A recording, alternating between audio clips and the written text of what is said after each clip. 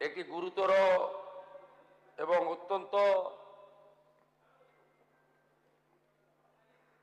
Alarming বিষয়ে আজকে সবাই যখন মিলিত হয় তখন পয়েন্ট অফ অর্ডারের মাধ্যমে মাননীয় বিধায়ক নাগরাকাটা, সম্মানীয় পুনা ভাংরা, মাননীয় বিধায়ক কালিয়াগঞ্জ উৎপল মহারাজ এবং অন্যান্য একাধিক বিধায়ক এখানে তুলে ধরেছেন নওদা বিধানসভার বিধায়ক মাননীয় হুমায়ুন কবিরের দুটি জায়গায় অত্যন্ত আপত্তিজনক, সাম্প্রদায়িক এবং সমাজ এবং রাজ্যের পক্ষে ক্ষতিকারক বক্তব্যের উপরে আমার সঙ্গে পরিষদীয় মন্ত্রী ডক্টর শঙ্কর ঘোষ যোগাযোগ করেছিলেন। আমি তাকে আশ্বস্ত করেছিলাম যে মাননীয় অধ্যক্ষ মহোদয় অনুমতি দিলে আমি এই সংক্রান্ত একটি স্টেটমেন্ট হাউসে রাখব। প্রথমত, মাননীয় হুমায়ুন কবির যে বক্তব্য রেখেছেন এই বক্তব্য আপনাদের কাছে আমি পড়ে শোনাচ্ছি। 26/6/2026 afternoon, Humayun Kabir MLA Nowda AC, তিনি একটি উনার পার্টির মিটিং কাশীপুরে রেজিনগরে করেছেন। সেখানে তিনি বলছেন এই যে অনামিকা ঘোষ সে ভোটে হেরে মনে করছে আমি এমএলএ, এখানে ভোটে হেরে বিজেপি মনে করছে আমি এমএলএ, এখানে এখন আস্ফালন করে বেড়াচ্ছে। তা আমি শুভেন্দু অধিকারীকে সেদিন বলেছি যে আপনি ভোটে জিতেছেন, আপনার দল জিতেছে, খুব ভালো কথা, কিন্তু মুর্শিদাবাদে আস্ফালনটা একটু কম করবেন। আমি যেদিন ময়দানে মুসলমানদের নিয়ে নেমে যাব না সেদিন এমন সাটা ভাগা মার শুরু করবে যে আপনাদের পতাকা বহন করার লোক থাকবে না। কেস এরকম কেস আমাদের বহরমপুরে জেল খাটা আছে।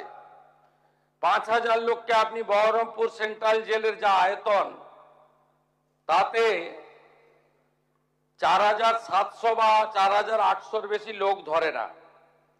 লাখে লাখে লোককে রাস্তায় নিয়ে নামাবো আর সাটা ভাঙা মার দেব আর জেলে যাব। কদিন জেলে আটকে রাখতে পারবেন, কত খাওয়াতে পারবেন দেখব। লিমিট যেদিন ক্রস হয়ে যায় না, মাথাটা যেদিন গরম হয়ে যায় সেদিন আমি এসপি বুঝবো না, চিফ মিনিস্টারে বুঝবো না, আর কে কোথায় থাকলো আর কে কোথায় থাকলো না ওসব বুঝবো না। আমি নিজেই নেতৃত্ব দিয়ে দাঁড়াবো। এটা একটা ইনসিডেন্ট 1। ইনসিডেন্ট 2, শক্তিপুরে দুয়ারা ঘাটে 8 তারিখে সেখানে উনি বলছেন ভোটের আগের দিন আমার নিজের ভাইপোকে অ্যারেস্ট করেছে এই ওসি। এই আমি তো ভাষা বলতে পারবো না, এই বাচ্চাকে আগে দেখব, তারপরে ভাষাটা আমি অমিট করছি। এই বাচ্চাকে এমন শিক্ষা দেব, এর বাবা 14 গোষ্ঠীর নাম ভুলিয়ে দেব।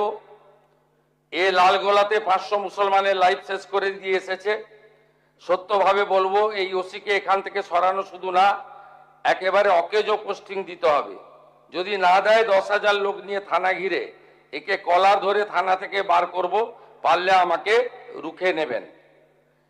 এই দুটো ইনসিডেন্টের পরে আমার মনে হয়েছে যে এনাফি জানাব, সময় এসেছে এই ধরনের লোককে সবক শেখানোর। আপনাকে আমি পরিষ্কার বলছি, মমতা ব্যানার্জি মুখ্যমন্ত্রী নন। আপনি দুর্বল মুখ্যমন্ত্রী পেয়ে যা খুশি করেছেন, যা খুশি বলেছেন।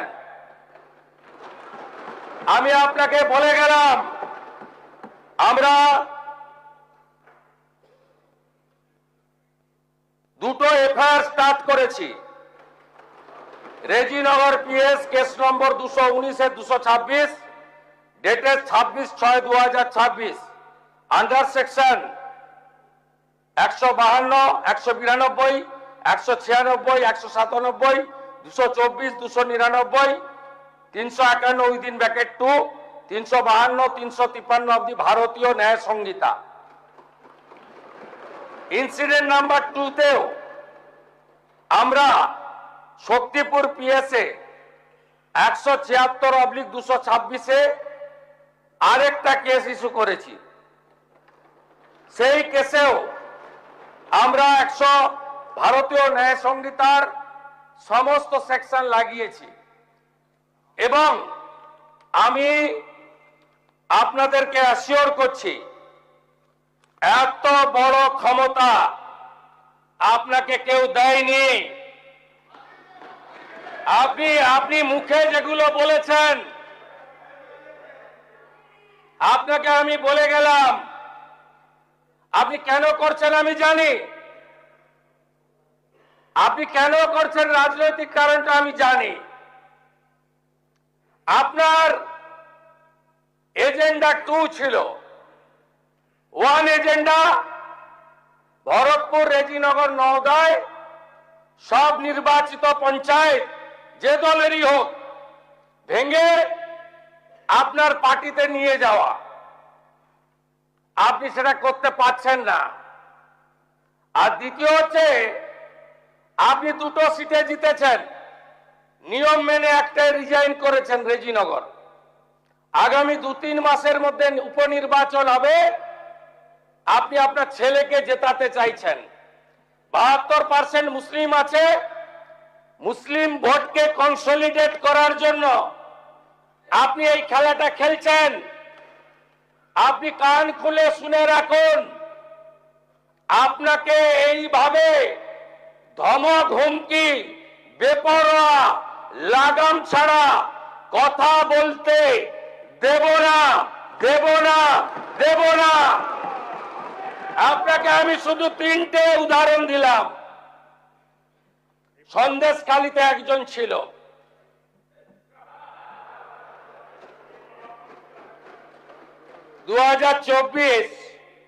পয়লা জানুয়ারি বলেছিল তৎকালীন বিরোধী দলনেতা এলে তার হাত কেটে পায়ে, পা কেটে হাতে লাগাবে আর চামড়া ছাড়িয়ে মেদিনীপুরে পাঠিয়ে দেবে।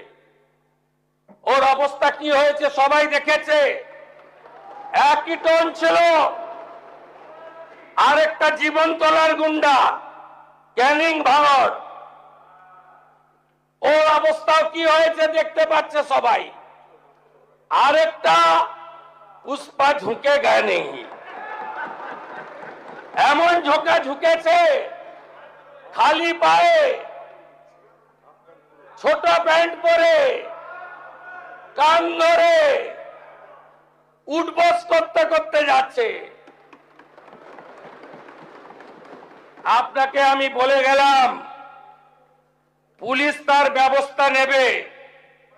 আর আমি 1 সপ্তাহ পরে মুর্শিদাবাদে যাচ্ছি। আমি প্রমাণ করে দেব ভারতবর্ষের সংবিধান, আইন শেষ কথা বলে, কোন বাতেল আবাদ শেষ কথা বলে না। আপনাকে সংযত হওয়ার, সতর্ক হওয়ার, এই ধরনের কথা প্রত্যাহার করার এবং ভবিষ্যতে এই ধরনের কথা বলার আগে 25 বার ভাবার হুঁশিয়ারি দিয়ে আমি সবাইকে আশ্বস্ত করছি। আপনারা ভাবছেন কেস হয়েছে, অ্যাকশন কবে হবে? যারা ওকে ডেকেছিল এই সভাতে তাদেরকে আগে তুলব, তারপরে আপনার কাছে যাব। যা করার করব, আমি আশ্বস্ত করছি আপনাদের। আপনি ধরে রাখুন, এটা ওর শেষ বক্তব্য, ধরে রাখতে পারেন। এ সরকার আইনের শাসন প্রতিষ্ঠা করবে, গুন্ডাদের শাসন সমাপ্ত করবে, নিশ্চিন্ত থাকুন।